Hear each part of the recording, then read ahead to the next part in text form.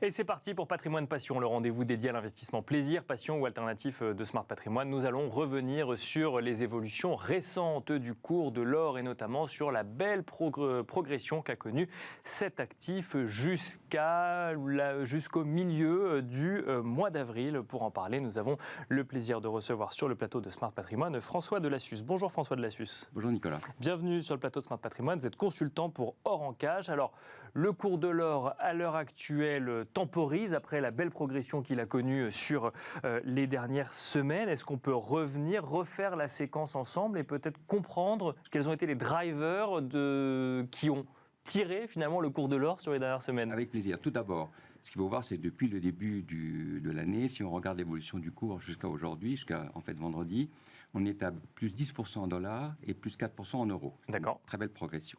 Alors, ce dont vous me parliez, c'était cette accélération. Exactement, oui. Au mois d'avril, où il y a eu véritablement une hausse très rapide du cours de l'or, puisqu'on est passé de 2300 à 2400 $. C'est un des plus hauts qu'on n'avait pas vu depuis très longtemps. Et on s'est demandé un peu pourquoi cette hausse est arrivée. Alors bien sûr, il y avait toujours dans le contexte des tensions géopolitiques, avec la guerre en Ukraine, le problème du Moyen-Orient et la Palestine et Israël. Également, la demande continue des banques centrales pour l'or qui est très forte, qui est un élément important en termes de demande. Et puis il y a eu cette accélération. Donc les experts du marché de l'or ont cherché un peu à comprendre ce qui se passait. Bien sûr. Et alors, qu'ont-ils trouvé ? Et ils ont trouvé. En fait, D'accord. ils ont trouvé, c'est que, et ça c'est intéressant, que lorsqu'on voudra voir dans le futur les facteurs qui poussent ou qui font baisser le cours de l'or, jusqu'à présent, les éléments énormes, si vous voulez, les plus importants, c'est bien entendu les marchés financiers américains, les taux d'intérêt, le dollar.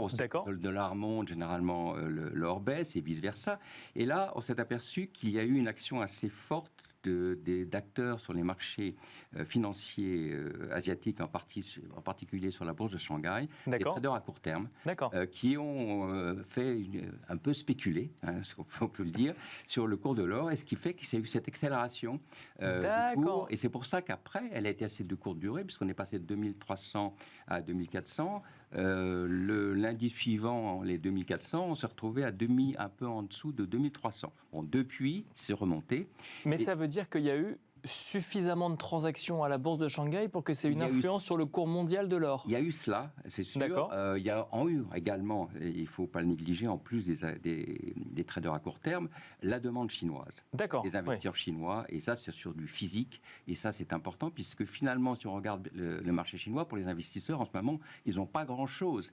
Le marché immobilier n'est pas Bien sûr, n'est pas au beau fixe, les actions, c'est pas terrible. La devise, elle n'est pas très sûre. Donc, beaucoup d'investisseurs chinois se sont portés sur l'or. Donc ça, c'est des éléments importants. Mais ce qui était intéressant, c'est cette action des traders sur la bourse de Shanghai. Et finalement, ils ont pris un peu du pouvoir des traders occidentaux. Mais c'est ce que j'allais dire, c'est que est-ce que ça suffit que... Enfin, on parle d'un seul pays, d'une seule bourse, qui fait finalement bouger le cours de l'or mondial. Alors, comme je vous l'ai dit... oui, de manière à court terme.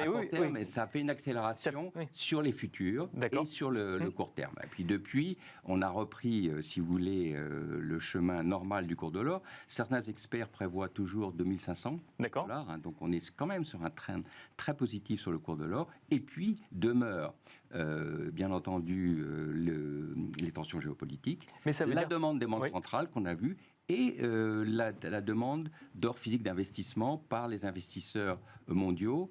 Même si en Europe, on a assisté au premier trimestre, si vous voulez, à une demande importante, en même temps, des gens qui ont voulu tirer profit de leur stock d'or, puisque le prix a augmenté fortement, donc ils ont voulu aussi liquider, alors que les pays asiatiques, généralement, lorsqu'il y a le prix augmente, les investisseurs sont très prudents, ils attendent des baisses pour... Et cette fois-ci, ils ont acheté. Voilà. Donc on a une inversion des comportements, ce qui est assez intéressant. Et ce qui est intéressant, c'est de voir le poids que peut prendre finalement la Chine, qui est considérée comme un pays émergent, sur l'actif or, finalement. La Chine, c'est quand même le premier producteur réserves d'or du monde. D'accord. Oui. Bon, la Chine, ainsi que les banques centrales des pays émergents, dans une stratégie de dédollarisation, achètent beaucoup d'or. Hein, donc, ils étaient loin, si vous voulez, par rapport aux pays occidentaux.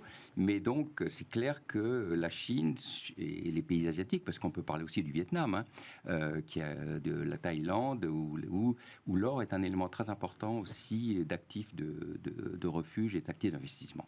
Pour résumer, donc plusieurs experts anticipent jusqu'à donc un cours qui pourrait aller jusqu'à 2500 $. On explique cette accélération récente donc avec un épiphénomène qui est la spéculation qu'on a pu voir sur la bourse de Shanghai. Est-ce que ça doit nous donner des enseignements sur le comportement à avoir en tant qu'investisseur sur cet actif qui est l'or? Alors, papier ou physique, hein, mais... Oui. Alors, ce qu'on peut dire, c'est que si vous voulez, les éléments fondamentaux demeurent. Hein. Donc, c'est ce que je dis, les tensions géopolitiques.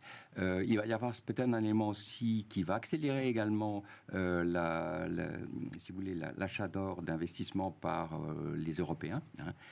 C'est la possibilité de la baisse des taux d'intérêt. D'accord. Il ne faut pas l'oublier. Alors, aux États-Unis, aujourd'hui, c'est vrai que les taux d'intérêt ne vont pas baisser. Alors, il y a un élément important à considérer pour les investisseurs, c'est il y a des risques de stagflation qui arrivent aux États-Unis. On est sur une croissance qui diminue avec une inflation qui est collante. Et ça a un impact sur le cours de l'or? Ben oui, parce que chaque fois qu'il y a eu des périodes de stagflation, et si tant est qu'il y en ait, ce qu'on n'espère pas bien entendu, l'or a toujours performé. Donc c'est un élément que les investisseurs doivent considérer. Merci beaucoup François Delassus de nous avoir décrypté un petit peu les rouages finalement de ce qui se passe derrière cette accélération récente donc, du cours de l'or. Je rappelle que vous êtes consultant pour Or en Cash. On n'aura pas beaucoup parlé d'or physique aujourd'hui, mais on en a parlé bien d'autres fois. Merci beaucoup et quant à nous, on se retrouve tout de suite dans Enjeu Patrimoine.